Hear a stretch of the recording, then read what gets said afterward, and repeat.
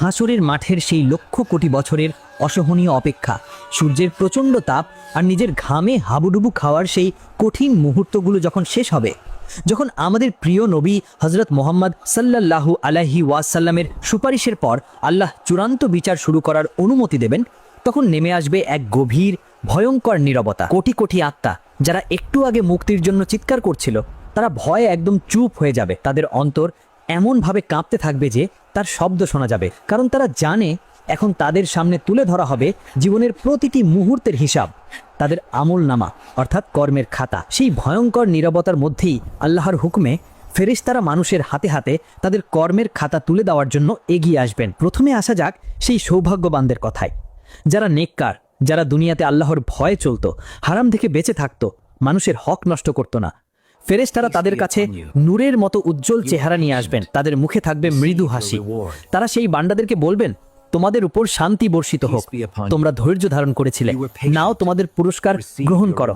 এই বলে ফেরেশতারা তাদের আমলনামা ডান হাতে তুলে দেবেন। ডান হাতে আমলনামা পাওয়ার সাথে সাথে তাদের বুকের ভেতর থেকে লক্ষ কোটি বছরের জমানো ভয় আর আতঙ্ক এক মুহূর্তে দূর হয়ে যাবে। তাদের চেহারা আনন্দে উজ্জ্বল হয়ে উঠবে, তারা খুশিতে আত্মহারা হয়ে যাবে। তারা এদিক ওদিক ছোটাছুটি করবে। তারা তাদের আমলনামা উঁচু করে ধরে চিৎকার করে বাকিদের ডেকে বলবে, এসো আমার আমলনামা পড়ে দেখো, আমি তো দুনিয়াতেই জানতাম আমাকে একদিন এই হিসাবের মুখোমুখি হতেই হবে। তারা খুশিতে দৌড়ে তাদের পরিবার পরিজনকে খুঁজতে থাকবে, যেন তাদের এই সফলতার খবরটি জানাতে পারে। কিন্তু অপর পাশে থাকবে সেই দুর্ভাগারা, যারা বদকার বা পাপী, যারা দুনিয়াতে আল্লাহর হুকুম অমান্য করে চলত, অহংকার করত, জুলুম করত। ফেরেশতারা তাদের কাছে আসবেন ভয়ঙ্কর রূপ ধারণ করে। তাদের চেহারা হবে কালো, চোখ থেকে যেন আগুন বের হতে থাকবে। তারা কোনো কথা না বলে প্রচণ্ড রাগের সাথে সেই পাপী বান্দাদের আমলনামা তাদের বাম হাতে পিঠের পেছন দিক থেকে ছুঁড়ে দেবেন। কিন্তু ওই পাপীরা ওই আমলনামা নিতে চাইবে না।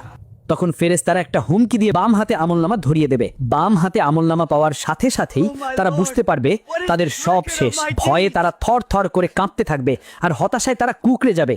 তাদের চেহারা ভয়ে একদম কালো হয়ে যাবে। তারা আফসোস করে বুক চাপড়ে চিৎকার করে বলবে, হায়, আমাকে যদি আমার আমলনামা না দেওয়া হতো, আমি যদি আমার হিসাব সম্পর্কে না জানতাম, হায়, মৃত্যুই যদি আমার শেষ হতো, আমার সকল ক্ষমতা আজ শেষ হয়ে গেছে, আমার সকল সম্পদ আজ কোনো কাজেই এলো না। তাদের সেই আর্তনাদ হাসরের ময়দানের বাতাসকে ভারী করে তুলবে। কিন্তু সেদিন তাদের সাহায্য করার মতন আর কেউই থাকবে না। আমলনামা পাওয়ার পর স্থাপন করা হবে মিজান অর্থাৎ ন্যায়ের পাল্লা।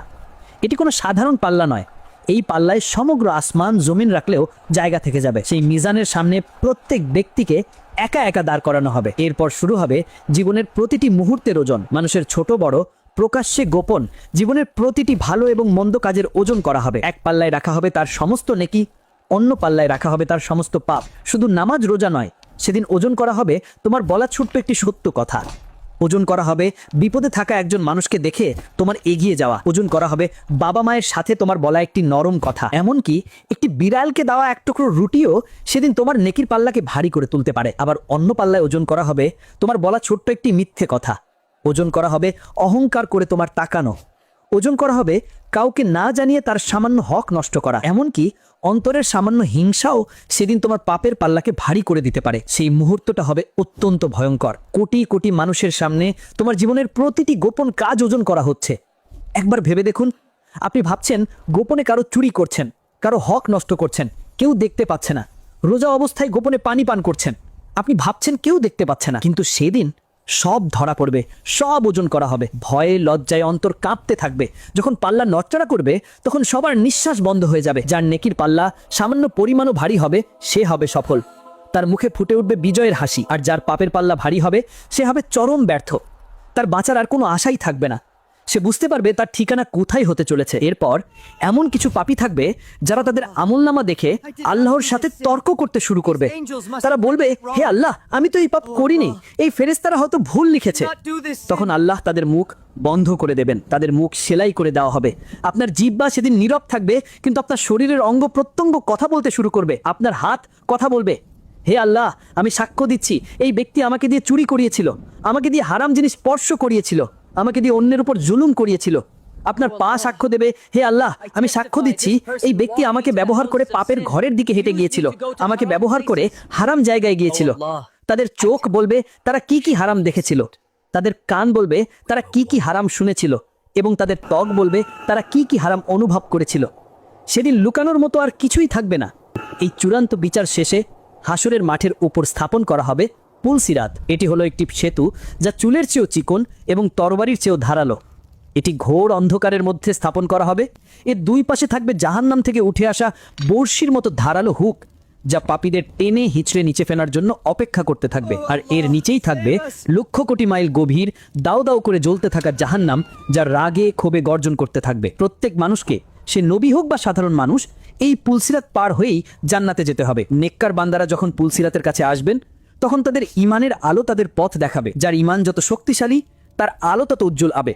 তারা তাদের আমল অনুযায়ী বিজলির গতিতে, বাতাসের গতিতে, দ্রুতগামী ঘোড়ার গতিতে বা দৌড়ানোর গতিতে এই পুল পার হয়ে যাবেন।